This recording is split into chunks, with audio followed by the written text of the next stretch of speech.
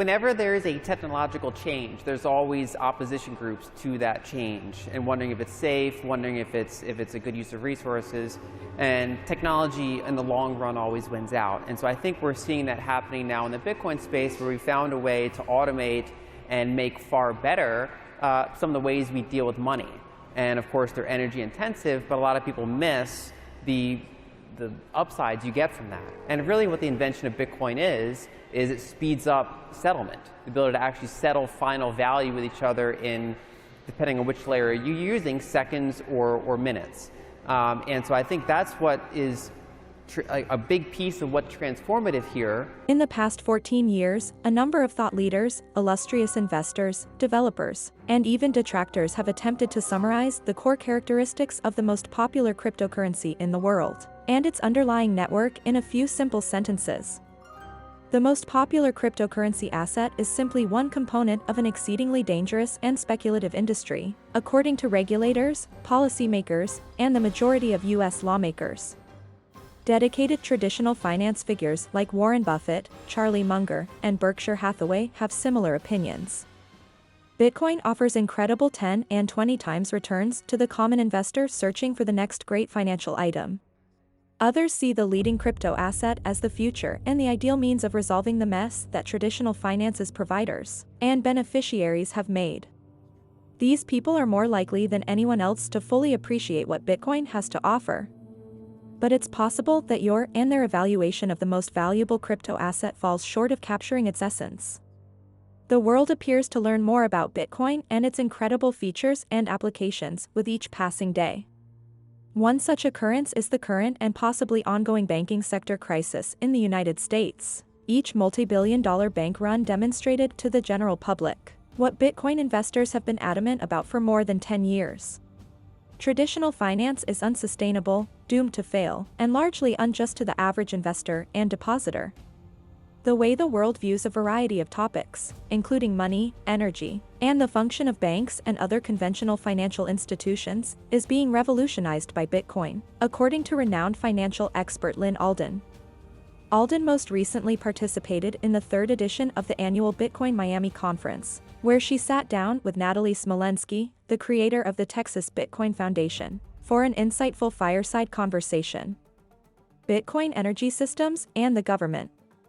Alden contends that a new era of hard currency, led by Bitcoin, is beginning to take hold in the world. This new era of currency will help to solve many of the issues with the previous payment and settlement systems, as well as reduce the necessity for banks. The world has been trying to perfect its payment systems for decades, and only now has Bitcoin managed to do it successfully. Please spend a moment liking this video, subscribing to the channel, and turning on post alerts for future videos like this before we listen to a snippet from Alden and Natalie's conversation in the illuminating. For centuries, the two main roles of banking were basically credit provision and making money move faster. Making money move faster has been like this multi-century problem that humans have faced. So whether it's trying to bring gold across the Silk Road and you're doing these old paper bills of exchange from 1,000 years ago, they have bills of exchange written on papyrus. They have the Hawala system. It's a 1,000-year-old system of monetary channels, of network effects, people transmitting value. And so this has been a problem that has been trying to be solved for a very long time. And as we got better communication systems, better transportation systems, it's kind of sped that up. And so really what Bitcoin does is it just rapidly speeds up underlying settlements with a bearer asset. And so one distinction I like to point out quite frequently is that in the mid-1800s, when we invented telecommunication systems, and then specifically when we had undersea cables and connected all the continents, we sped up transactions so quickly, but we still had underlying settlement be very slow. And that created a huge arbitrage, especially for banks and central banks, to be able to that gap has been wider than it was for the centuries that preceded that. And really what the invention of Bitcoin is it speeds up settlement, the ability to actually settle final value with each other in, depending on which layer you're using, seconds or minutes. And so I think that's what is a big piece of what's transformative here. And it's something that I think people are too myopically focused on the energy usage and not focused on enough of how much this automation improves productivity. So one thing we notice is that if you look at different types of monetary environments, you can kind of separate it into like weak money, strong money, or like medium money. And generally in weak money environments, let's say Argentina, for example, you actually don't see a lot of debt and credit because lenders don't want to lend in that unit because they have no idea what they're going to get paid back in terms of purchasing power, even in, say, a 3-year period. On the other hand, if you have a very, very hard money environment, you don't see much credit either, but those are, of course, far more stable. You see lots of growth, for example, throughout the 1800s, but you don't see a lot of frivolous uses of debt and credit because borrowers are very cautious about how much they want to borrow in such a hard unit, so that they're more likely to only use it for short duration, high impact types of functions. Whereas we're kind of in this phase now, when you look at, say, developed market fiat currencies, where they're actually kind of in this like weird sweet spot where they have stability, but that brings about long-term instability. So by having this like gradually devaluing unit, both borrowers and lenders want to create credit in it, and so it functions for a while, but then you build up such a highly indebted system that in itself creates its own instability. And so that's the environment that you actually build a maximum leverage. And so if you were to have a world where, say, Bitcoin is continuing to grow far larger, let's say 10, 20 years from now, and it's this global network of hard money, I don't think we'd see anywhere near the size of credit. You'd still have some credit, but you wouldn't have like the long-term frivolous credit, right? So we can kind of separate two types. There's short-term high-impact credit, business expansion, short-term liquidity, that type of thing still makes sense. But you wouldn't see the kind of debt that's like permanently on capital structures. So for example, Coca-Cola is a 100-year-old company, they still have debt. And the answer is why? And it's because really what they're doing is shorting the underlying currency. It's a cheaper part of their capital structure than equity, and that would not make sense in any sort of hard money environment. Same thing with 30-year mortgages or 30-year government bonds. Those types of longer, permanent rolling debt as part of a capital structure does not make sense, but shorter term credit still does. So banks as a financial services company, I think, still serve somewhat similar roles, but diminished. And so, for example, you still have the credit of various types, but instead of a fractional reserve system, you'd have time-linked deposits to those types of lending. And then number two, it'd still be providing services. Like we see, for example, today there's collaborative custody. That's a financial service that some people can make use of. And there are other adjacent services.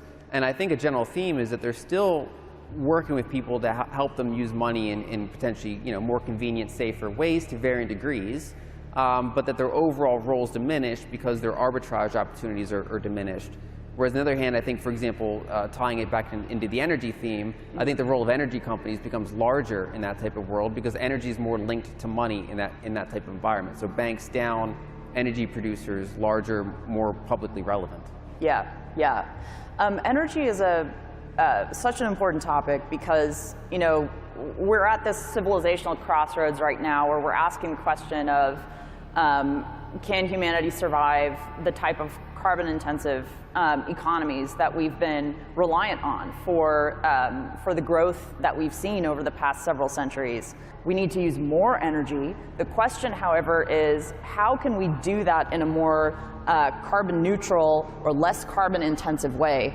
So in general, I think that like a lot of things that become politicized, there's too much focus on one number, which in this case is carbon. I think when you think about holistic use of energy, it's about price, it's about how clean is it overall. So air particulates, water usage, things like that. There's multiple variables that defines whether or not an energy source is quote unquote clean or not, and in what way, and is its impact, whatever environmental impacts it might have, is it happening at the source of production, or is it happening elsewhere? For example, mining materials and then not emitting pollutants at the source of actual on-site production. So there's also things about location and types of pollution that might be associated with energy. I think a general thing we see, and there's others that have been writing about this, I think, quite elegantly. Like Ross Stevens in his letter in 2020 wrote about this, that basically what Bitcoin mining does is it allows humans to more readily move towards sources of stranded energy rather than always having to bring energy to us. It helps us go out and find that. And so I think one of the things that it does is incentivize capital-intensive processes for like long-term energy things. Because and Alex Gladstein wrote about this too, which is that you have an environment, especially in developing countries, where they want to build an energy resource, let's say a hydroelectric dam, let's say some large capital intensive thing, and then you have a chicken and the egg problem, where if you build up an energy source, the question is, are there going to be immediate buyers for all that energy that you've just spent millions and millions of dollars building out? On the other hand, if there's not enough capital to want to build out those energy production, then there's not going to be usage of that electricity either. It's like a chicken and egg problem. And so one of the things that Bitcoin mining can do is help bootstrap that. It can incentivize it as a guaranteed buyer for, say, the first few years of production, and then as other uses of energy come in, they can outbid the Bitcoin miners, because the Bitcoin miners need the cheapest electricity around. And so I think you start to see that kind of better economic incentive for it. And I think then the role becomes, there's so many jurisdictions in the world, and energy gets tied into government policies and things like that. We see, for example, windfall taxes on excessive energy production. We see things that try to incentivize one type of energy over another, and they might not be based on technology, they might be based on perception. What did you think of the fireside talk between Lyn Alden and Natalie Smolensky? Please post your thoughts and insights in the space provided below. Make sure to like the video, subscribe to the channel, and enable post notifications if you want to see more like it. I appreciate you guys for watching my videos. I'll see you in the next one.